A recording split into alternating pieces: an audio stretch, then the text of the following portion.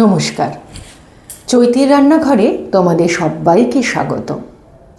আজকে বাংলার একটা পুরনো রান্না তোমাদেরকে দেখাবো। অনেকেই জানো শশার তরকারি। চলো দেখে নিই কী কী উপকরণ দিয়ে এই রান্নাটি তৈরি হচ্ছে। একদম সম্পূর্ণ নিরামিষ। এইখানে আমি শশা এইভাবে কুচিয়ে রেখেছি একটা কাঁচা লঙ্কা দিয়ে। আমি কচি শশাই নিয়েছি, অনেকে চাইলে পাকা শশা দিয়েও করতে পারেন। এইখানে আমি মটর ডাল ভিজিয়ে বড়া করে রেখেছি, একটু নুন হলুদ দিয়ে, আর কিচ্ছু না। কেউ চাইলে ছোলার ডাল দিতে পারো, যদি একটু আমিষ করতে চাও তাহলে রসুন দিতে পারো, আবার মসুর ডাল দিতে পারো, খেতে উপাদেয় রাখবে।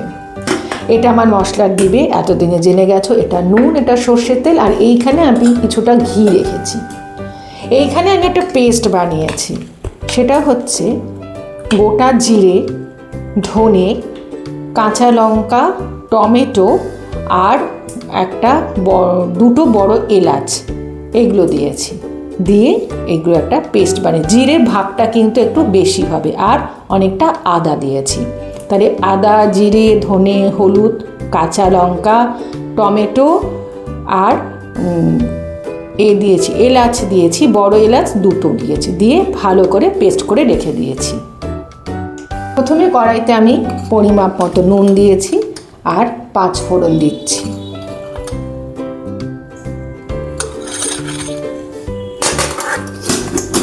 কেউ চাইলে পুরো ঘিয়ে করতে পারো, আমি সর্ষের তেল এবং সর্বশেষে ঘি, এই দুটো দিয়ে রান্নাটা করব। খেতে কিন্তু খুব উপাদেয় হয়।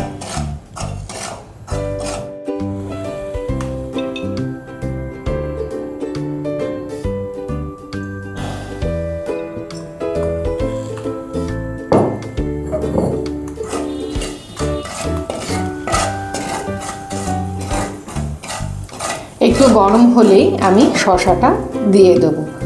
খুব সিম্পল রান্না, খুব নেই আর কি, করতে ঝামেলা নেই, এবং বাড়িতে রাখা উপকরণ দিয়েই হয়ে যায়।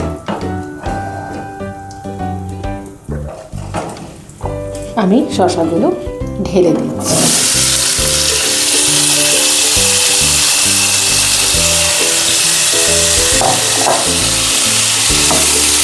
খুব ভালো করে নাড়াচাড়া করে শশা থেকে জল বেরোবে, আমি ঢাকা দিয়ে দেবো। কেউ চাইলে আরও একটু বড় ডুমো করতে পারে।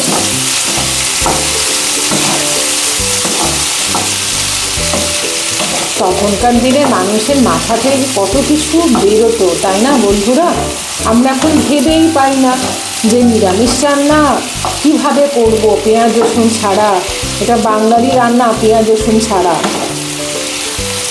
আমি এবার ঢাকা দিয়ে দিচ্ছি এটা সেদ্ধ হওয়ার জন্য।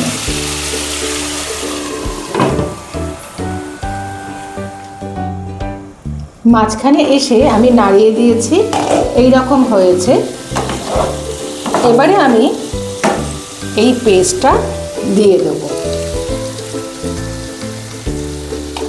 তোমরা চাইলে আলাদা করে মিষ্টি দিতে পারো। আমরা দুজনে রান্নায় খুব একটা মিষ্টি পছন্দ করি না, তোমরা তো জানোই।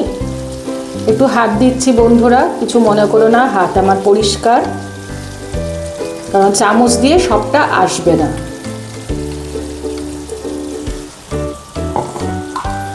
ভালো করে নাড়িয়ে দেব, দিয়ে আমি মশলা ধোয়া জলটা কিন্তু দেব। এর মধ্যেই সব কটা দিয়েছি, আলাদা করে আর কিছু কিন্তু আমি অ্যাড করব না, কারণ বলেছি এর মধ্যে একটু অল্প হলেও হলুদ দিয়েছি, পেস্টেই যা দেবার দিয়েছি। এবারে যেটা করব, মশলা ধোয়া জলটা দিচ্ছি, আমি আলাদা করে রেখে দিয়েছিলাম, দিয়ে ঢাকা দিয়ে দেব।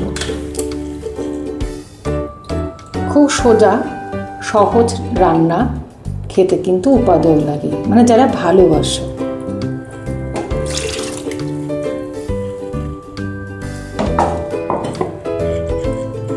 আমি ঢাকা দিয়ে দিচ্ছি।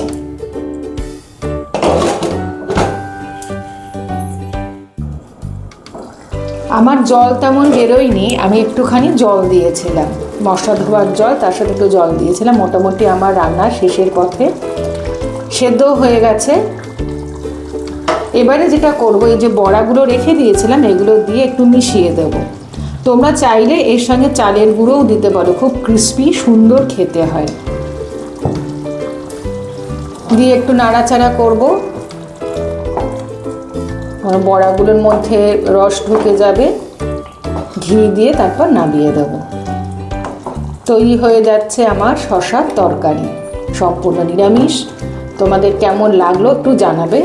আমি এখন একটু ঢাকা দিয়ে রাখছি বড়াগুলো ভেজানোর জন্য। তৈরি হয়ে গেছে বাংলার এক নিরামিষ পদ, শসার তরকারি।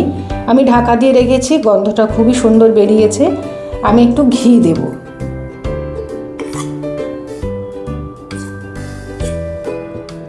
ঘি দিয়ে আবারও আমি বন্ধ করে দেব। অবশ্যই তোমরা বলবে তোমাদের এই রান্নাটা কেমন লেগেছে ও চেষ্টা করবে বাড়িতে বানিয়ে নিরামিষ দিনে খেতে।